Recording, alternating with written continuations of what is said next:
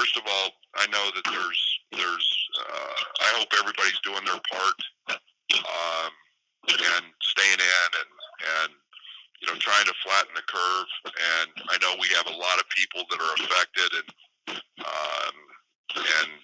by all of this, but I do want to say a very public thank you to all the frontline people and all the doctors. I know we have cases here in town that are helping, but this is something we can all do our part in to help. Stay inside, wash your hands, stay healthy, and the closer we can come to listening and doing that, the sooner we can get back to what our new normal will be and get back to doing what we all love to do and talk about. So please, I hope everybody handles their responsibilities and takes this very seriously. Again, a big thank you to all the front line. Hey, Coach, Scott Beatty from WDWS. Just a quick question. It didn't seem like there was much momentum towards extending any eligibility for winter sports. Do you have any reaction to the fact that didn't happen? Yeah, those are really hard choices and decisions that have to be made. And I think that as sympathetic as we all were that tournaments and championships weren't played, the seasons were, and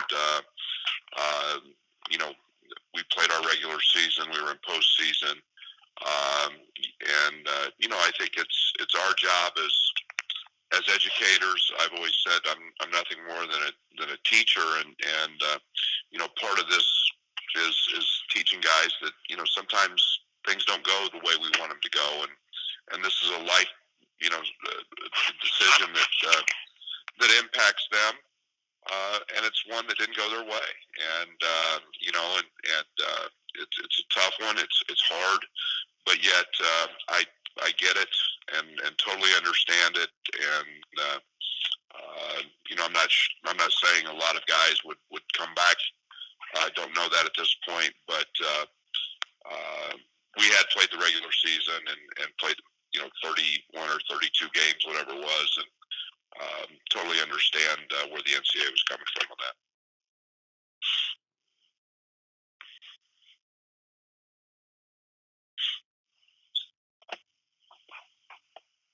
Hey, Brad, it's Jeremy Warner from 24/7 Sports.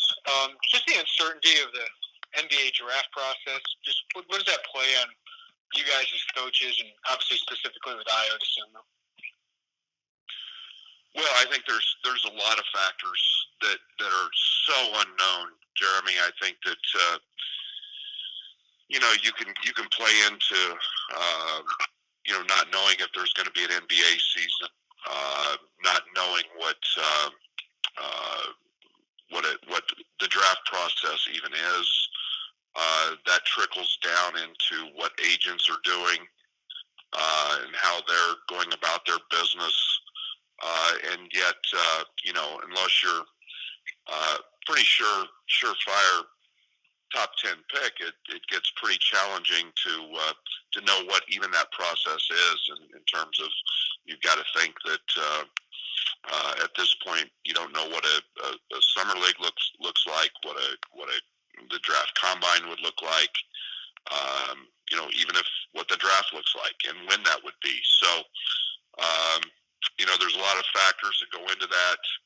I was in a position to examine all those things and talk with his people, and they have done the evaluation process. That's still out there for all the athletes to go through, and I was in that process, and so we'll see. But you've got so many unknowns, and you've got a portal full of athletes right now. I think we're up 150 or so from last year, right in that neighborhood from the same time. And right now we don't know what the one-time transfer waiver is going to look like, and if that's even going to happen for this next season. And so there's tremendous uncertainty, which for me is we're in a good place, and if this is at a different point where you need 5 or 6 guys, it can be very, very challenging when you can't have visits or do anything other than just contacts through the phone and FaceTimes and stuff like that. I assume he hasn't given you an answer yet. So with that, how do you kind of approach how you build your roster? And approach the transfer portal and all those things. And if you told him, hey, I need to know by this day or something like that. No, we're never gonna put guys in that kind of situation. It's not about pressuring anybody. It's not about. It's always about trying to be in a position of support and help. And I would never put an athlete in a situation where we've always got a home, and I want our guys to always know that. We'll deal with that. I think our world today, Jeremy, is such that there's going to be there were 1,000 on the portal last year. There's going to be opportunities to be there, and we can be very, very selective. So I like the position we're in. Well, Coach, this is Lauren. I'll ask you one. Looking at it, not so much as a coach, but looking at the big picture of the number of transfers, what's your take on what we're seeing with so many people moving every year? Well, how much time do we have? Lauren, I wish I had a great answer for that. I think that it starts down at the lower levels. In my estimation, we see kids that start playing AAU basketball or out of season basketball, non-scholastic basketball, and they may play throughout their livelihood doing that. They may play for 6 or 7 teams. They may play for 3.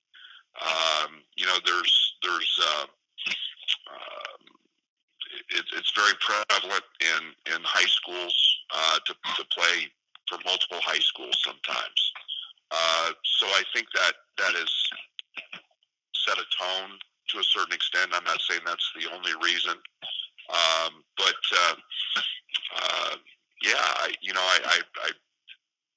I don't have the greatest answer.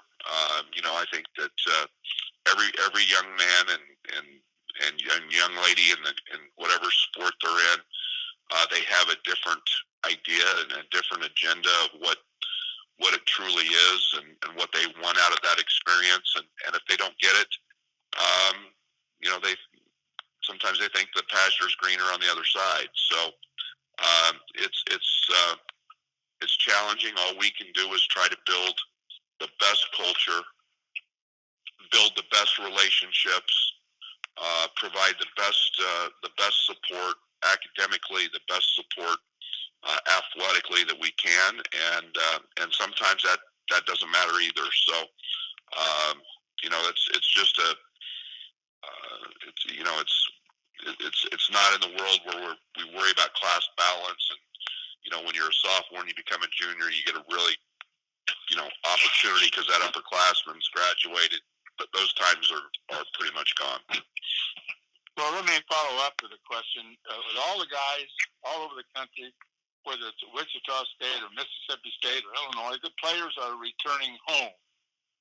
And does this tend to you lose your touch with them? Maybe you're not seeing them every day at school, and they're off someplace else making other decisions. Has this played into it this year? Yeah, I haven't thought about that as much. I think that I think early on, that was an initial trend. Maybe just because it helped in the waiver process. As we've matured with transfers, I guess the one thing that is, we're now at a point where if this transfer waiver goes through, you can transfer for any reason and not have to sit. And, I don't know if it'll be that'll be as prevalent, but we've got you got a variety of reasons. I don't know if there's one, and I haven't seen all the stats, Lord, to know why guys transfer back home or whatever it is. But I know early on in this thing, 5 to 8 years ago, that seemed to be a way to get a lot of waivers and help in that process. But that's soon going away. Hey, Brad, this is Gavin Good with the Peoria Journal-Star. Last time you talked about how recruiting was going to be, pretty different and obviously over the phone. I know you guys are in the market feeling around for some grad transfers. How's the process of recruiting them changed, and how's it just been going, knowing no one can come to campus and you kind of got to do everything remotely right now? Yeah, it's videos. It's, you're trying to get as much information to these prospects as you can digitally. You're trying to communicate with them, and we've got some guys in the 21 class we've had on campus, and we're basically conducting what would be an official visit. We're doing that online. We've spent a majority of the last 2 weeks working on the graphics, working on the videos, working on the points of interest for each individual, knowing that we're not going to be able to, we were going to bring a good number of those guys to campus this spring. And I think you will see kids who have made campus visits, whether they were official or unofficial.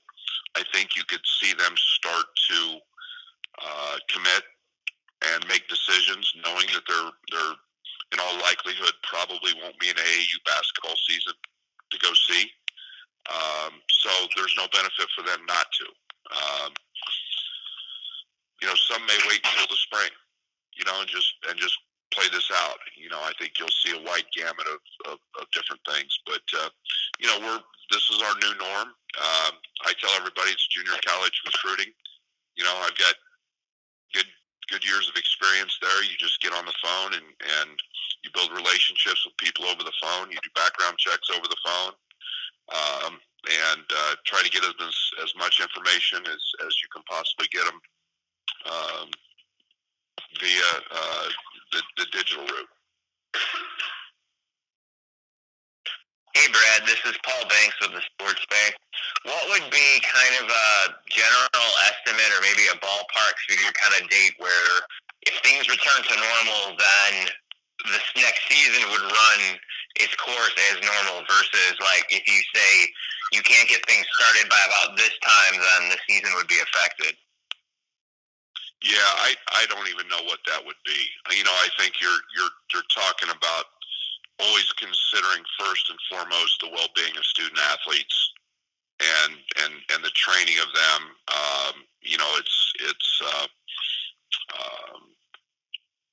I really don't know what that would be. I think we have a tendency in the sports world, in the collegiate sports world, to look at things as in terms of an academic calendar, and we want to look at summer school, or we want to look at the fall.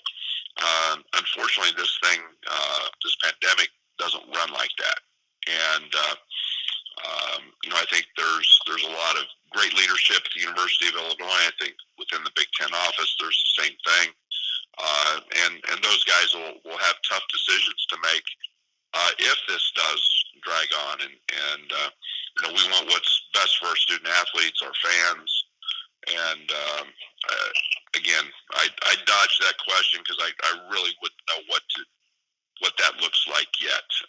Knowing that the interest of best interest of our student athletes is first and foremost. Thanks, Brad. Hey, Brad, this is Joey Wagner from the Decatur Field Review. You mentioned, your experience in junior college recruiting and, kind of doing it in a way where you're on the phone or videos. I guess, what's the key to establishing those strong relations, whether it be the phone or video, or, with kids that you may not have, especially in the transfer market, that you may not have, previously a strong relationship with? Well, I think the one thing is literally just just that, making sure you're communicating with them, and then it's your background checks. And now we have all kinds of media outlets to watch guys play and get a feel, but we've heard of some schools out there that are calling some of these grad transfers and calling some of these kids and saying, hey, you have 24 hours to make a decision or we're out. And there's so many kids in the portal that they can do that. We're not doing that. We're being very, very selective, and we're in a great position in our recruiting to not have to take a chance. And we've got to make sure we've got the right fit for our locker room and the right fit for the pieces on the court. And if that fit doesn't happen, we're great. So I'm excited about the possibilities that are out there, but we'll continue to keep digging in our background checks and keep checking the transfer portal. And again, right now you don't know. We don't know if some of these kids who are freshmen, sophomores that are leaving, if they're eligible next year. We don't have any clue as what this one-time transfer waiver is going to look like next year, or if this gets pushed back another year. So there's a lot of things up in the air right now. Hey, Coach, it's Derek Piper. You mentioned Scott Ritchie being able to be selected. Go ahead, Derek, and then we'll do Scott next. Okay. Go ahead, Derek. Coach, you mentioned being able to be selective with filling out your roster. I know you're still waiting on Iowa's decision, and you also mentioned with the transfer reform, potentially other guys having decisions to make. But what would you be looking for as a skill set or position, or what you could potentially add to what you already have? Yeah, I think we've got a nice, we feel like we're in a good position, really at every spot. I think that you start getting very detailed. I think there's we could potentially use a stretch four. I think it depends on a little bit depends on the one-time transfer rule. If kids sit, if kids are eligible, most of the world doesn't know about Austin and Jacob, and they're sitting out, and what they bring to our table. We get so consumed with grad transfers and our recruiting classes, we forget about the number one team in the country this year. Most of the year was Baylor, and their roster was all sit-out guys for the most part. So, we forget about those guys. But if we had a sit-out guy, it could be a combination of anything from a big to a point guard. So we're evaluating everybody and all positions, and if a stretch four was the right fit potentially, with the right body type and the right skill set, we would that's one that we would maybe move on.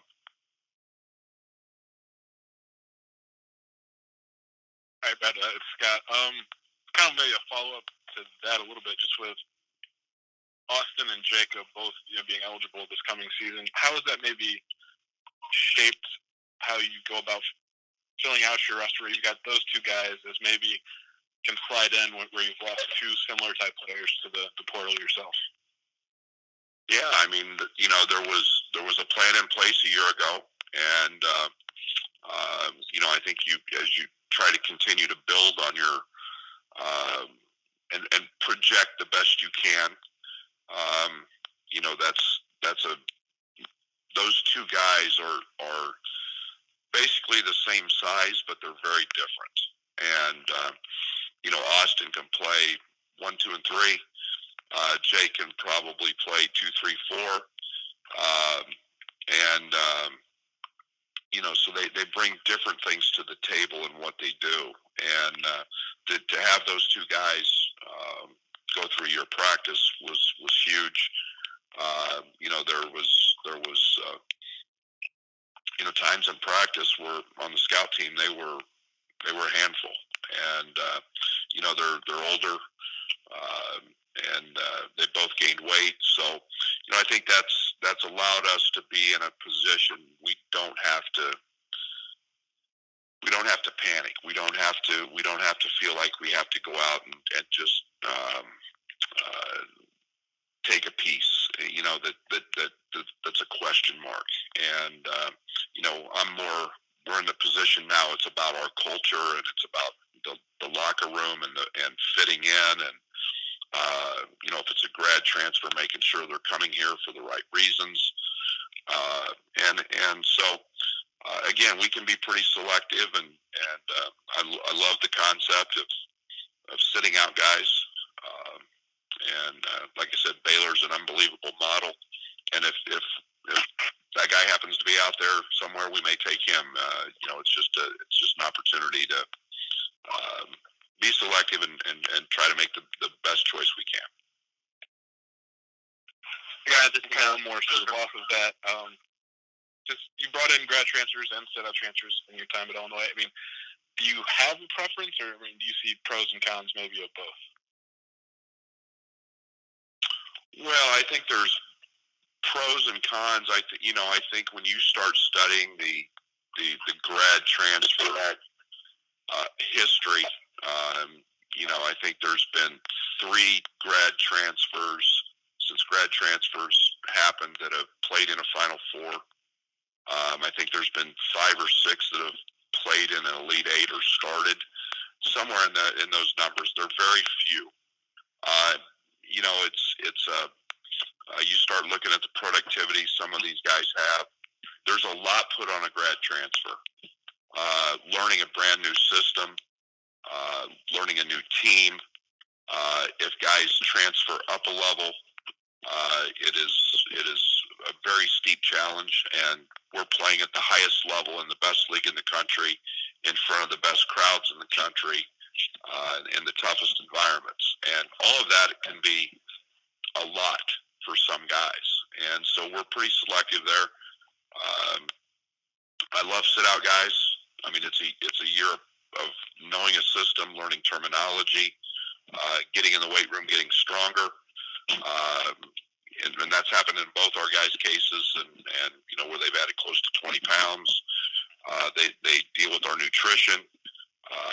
It's just it's a year.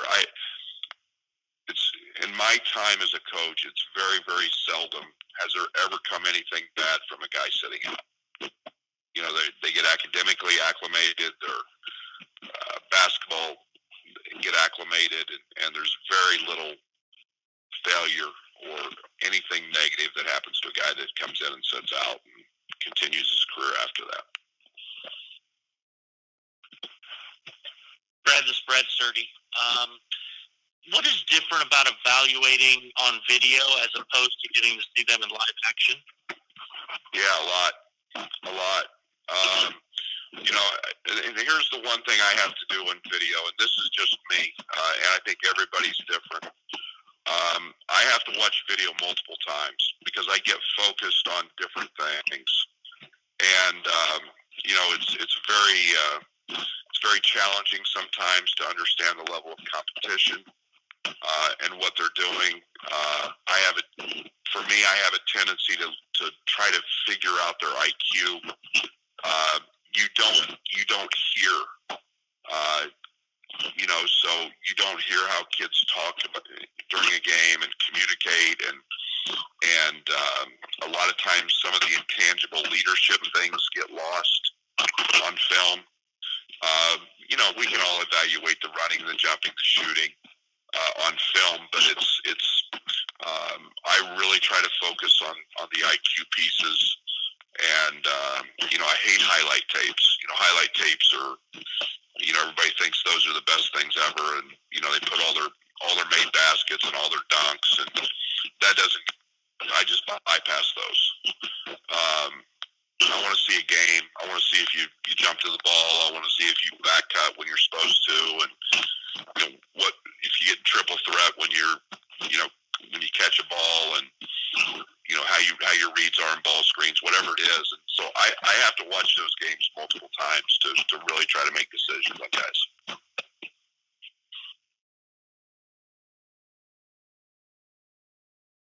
Brad, it's Jeremy Warner again. I'm just wondering, are all your guys, who's home, who stayed on campus? With so many international guys, I'm just wondering how you guys all kind of set up. So Georgie is on campus. Ben has been on campus, but is actually in with a friend in Bloomington. So he is still here in the States. Everybody else is back home, and we do twice a week, every Monday night, every Thursday night. We do Zoom, where we get on and we're together, as a group and laughing and telling jokes and talking about what's relevant and talking basketball. So that's we're doing that twice a week. Fletch has an app where everybody gets on, and basically he's putting them through a workout every day of the week, the best we can through just body weight stuff. And then Josh has a once a week for every student athlete has a teleconference. So we're trying to stay connected the best we can, but we got a couple guys in pretty tight quarantine, and Kofi being in New York City, and Trent's down in South Florida, so those guys aren't getting out much. Hey Brad, it's Brad again. What do you tell your players in terms of what they can do to train on their own right now? I know guys may or may not be able to get in gyms and work by themselves. Yeah, very few of our guys are finding gyms. Very few of our guys are finding even access to parks. So we're trying to tell them to be creative. If you've got steps in your house, you can treat it like a Stairmaster and do that. Everything's body weight stuff, sit-ups, push-ups. We are encouraging guys to go, if they can, to go run on their own. We've had a guy out that has access to running some hills, which social distancing is not a problem out there. And then, sometimes it's just simply taking a basketball to a parking lot or a driveway and creating your own routine. And again, everybody's situation is different. I'm really big on that. Guys are going to have to use their imagination and be creative. And again, it's like I told our team last night. We're when you're a top 20 basketball team, spring break's over and it's time to figure out how to continue to grow, and we're continuing to work with them constantly. And Fletch is doing that, and he'll make adjustments as need be. But this is kind of a unique situation, and guys are going to have to be self-disciplined a little bit to handle some of those things. Hey Brad, it's Joey Wagner again. You being the only one on campus, I guess, how have you seen them kind of handle this? I would imagine it could be kind of a lonely, being one of the two guys. Joey, I didn't hear any of that. It's very humble, Joey. I think you may have been on speaker. Am I good? Yeah, now I got That's you. better, yeah. Brad, with Georgie being the only guy on campus, I guess, how have you handled this? Or I guess, what have you heard from him after that? It can be a pretty lonely feeling being the only one around. Yeah, actually, I should say Kipper's still here in town as well. Kipper never went home, and Kipper's got. They both have apartments. We reached out to Joey or to Georgie almost every day or every day with communication. We all know Georgie. Georgie can stay entertained pretty easily. He told me he was trying to master walking on his hands and doing headstand push-ups. And my daughters show me all of his TikToks that he does. But he seems to be doing very, very well, and just keeping the lines of communication open. And the Ike is open on campus, so he's getting he's getting to eat and do all of that. So he's managing very well.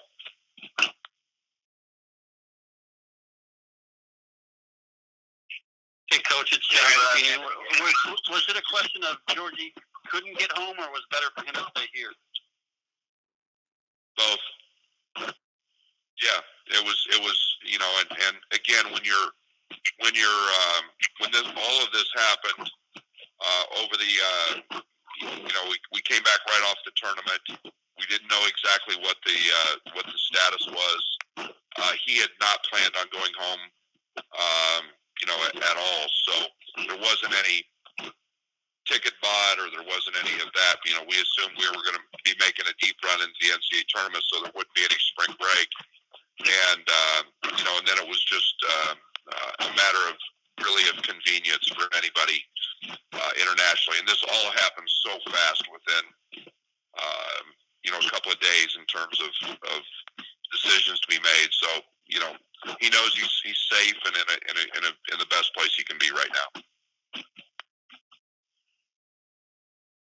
And the same is true of Ben as well. So it was easier for international guys to not have to travel at that time. There were a lot of restrictions being placed on guys.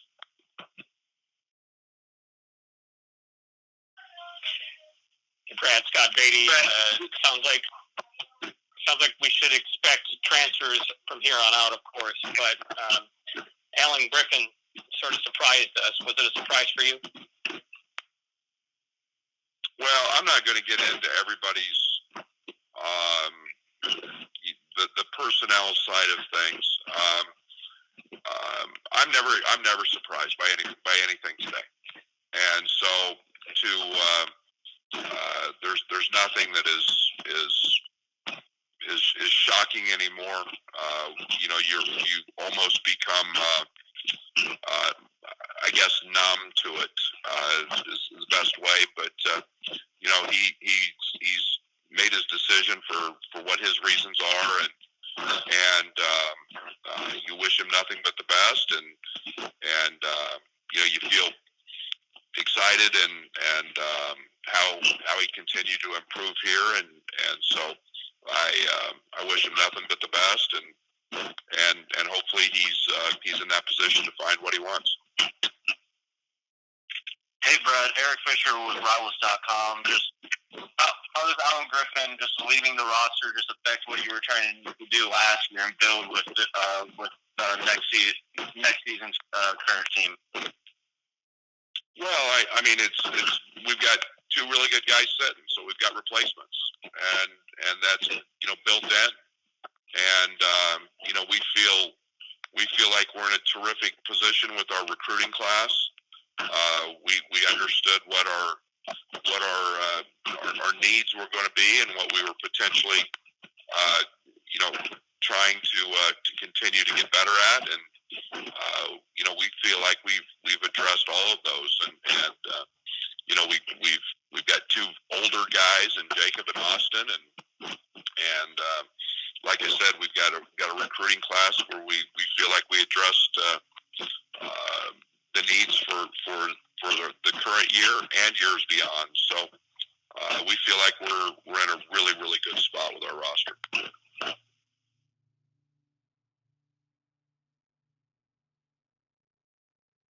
Hey, Coach, it's Derek again. You kept mentioning culture, fitting in with the locker room in terms of bringing in a transfer. Normally, you get to do that by having them on campus for an official. Could you see yourself taking a player without being able to bring them in physically to your campus? Yeah, we're going to have to. I mean, we'll have to do that, and I don't see that the recruiting band's going to lift. At any point, that's my expectation. That's why we've got a great staff.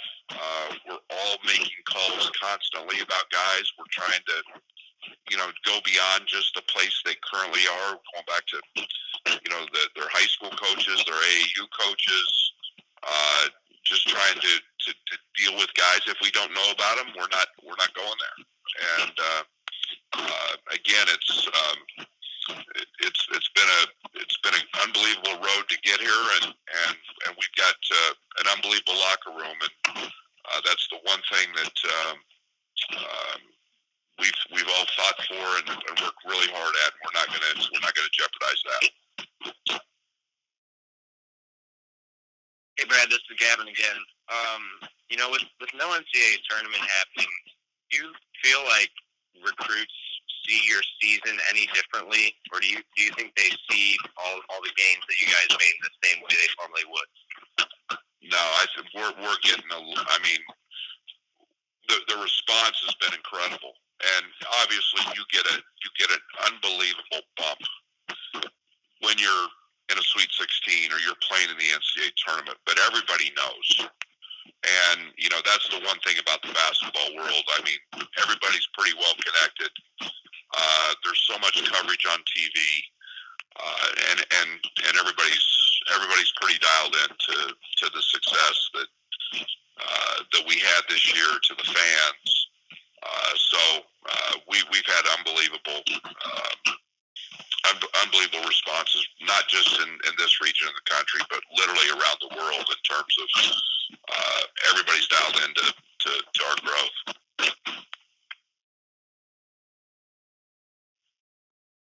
Brad, this is Matt Stevens with Illini Maven Sports Illustrated. You mentioned some of your players, some of your staff members being in hotspots, Io, Kofi, Trent, those type of roster guys. Have you had any scares in this regard in terms of health? Have you had any guys had to go get tested?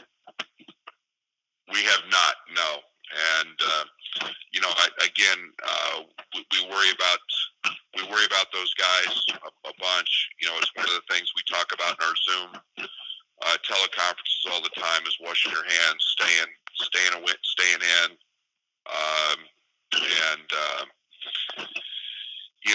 we've been very fortunate that way. So hopefully that continues. But as this thing continues to grow, it's scary, and we want those guys to be very safe.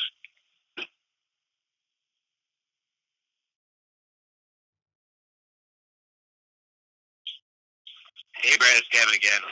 Lovey earlier on Friday, I think, said that if anything, all this time in isolation or at home just makes him think a little bit more about football. Is it the same way for you, or are you kind of making time for other things that you normally don't do? Is it just kind of looking back obsessively and looking ahead obsessively? Well, that happens. There's no doubt. I think that the biggest challenge for myself is we just go so fast all the time. And, I've been a 5:30 in the morning wake up guy, and you go to bed when you go to bed. And, we've had something in our house that we haven't had in years and years and years. And now we've gone, today's day 15 or 16 basically since we've gone remote for us. And I've got family dinners, and those are unbelievable. Those are awesome. But I wake up doing basketball stuff. We do it throughout the day.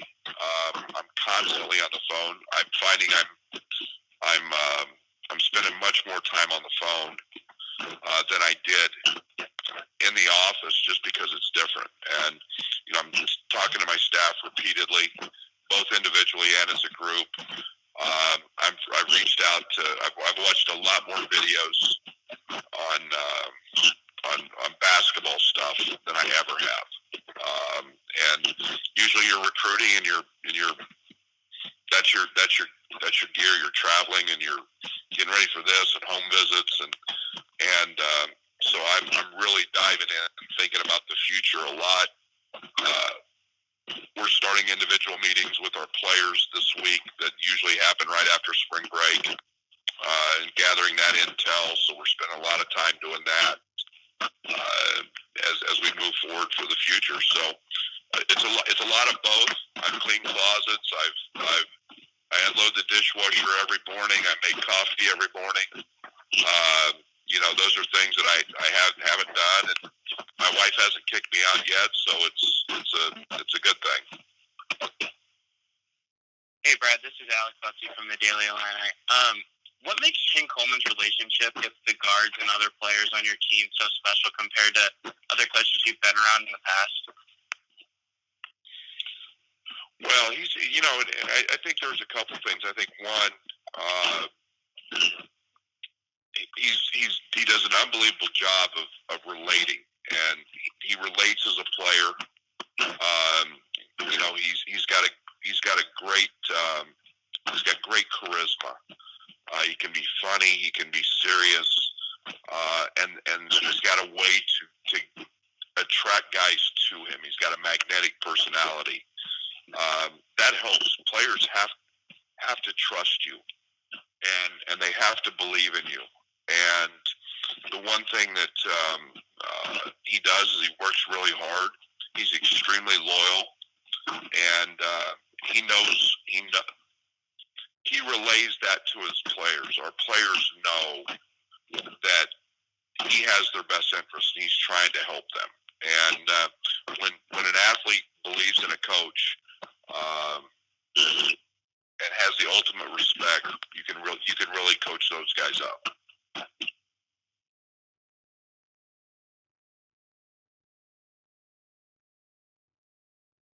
Brad, this is Matt Stevens again. I wanted to ask you if I know that the date is just so far out there, and it's I think any of the experts know, so I don't think anybody would expect you to know. If this does bleed into the fall, have you had a staff conversation or staff conversations about how to get guys like Andre Carvello and Coleman Hawkins up to speed? It could be a truncated off season in the fall. Just get them ready to go. Yeah, no doubt. We have those. That situation probably occupies most of my thinking and planning. And just because everything becomes expedited, and it happens so much quicker, you miss out on the pace with which you can do things in the summer is much slower because you have time. And we see guys, and all you have to do is go back and look at what Fletch does in the 8 weeks in the summer with guys' bodies, and realize you missed that. And there's a mental component that comes with that as well. You create your toughness. You create a lot of chemistry in those weight rooms. And freshmen and new guys are learning, what that's like and what it's like to be really sore. And the veterans build credibility with leadership because they help them get through it because they've been through it. And let alone the basketball stuff.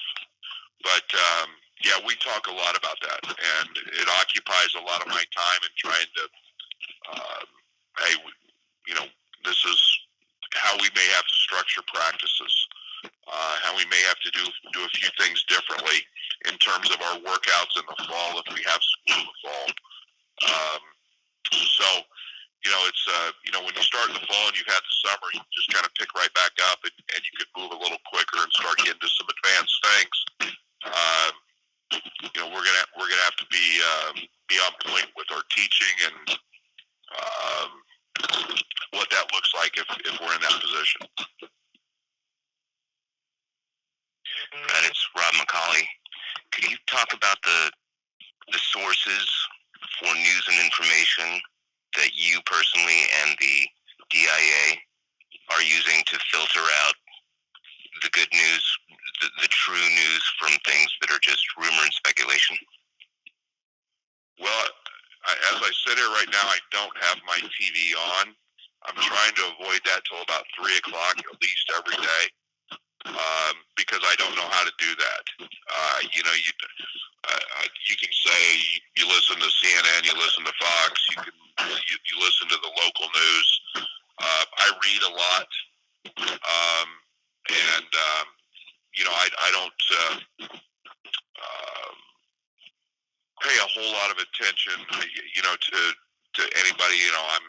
I'm listening to Tony Fauci, Dr. Fauci, and those people probably as much as anybody from the medical side. And then Josh and our staff have done an unbelievable job in keeping us up to date. What's going on? We're getting constant emails from the NABC, from the NCAA, with all the things that are on their plate. And then Josh is having to relay those. And guys, the job Josh is doing right now is incredible. That guy is spending probably 10 hours a day on phone calls dealing with all this and trying to relay it to student athletes, to administrators, and he keeps us in the loop. So the one thing I do know is I'm buying into Josh and what he's telling us, and everything else beyond that is I'm not listening to anybody secondhand, and all the coaches are talking. We're all talking NBA people, so we're just trying to wait and see, and it's so fluid, it changes every day, Rob, that you don't believe too much. Okay, we're going to, at this time, we've got Georgie on the line, so I'm going to have Coach up, unless Coach has a message for Georgie, and then we're going to open it up for your questions for G. So, Coach, you're still on. Georgie, can you hear me? Yes, I can hear you. Hey, G. Hey, I want to make one statement. I want to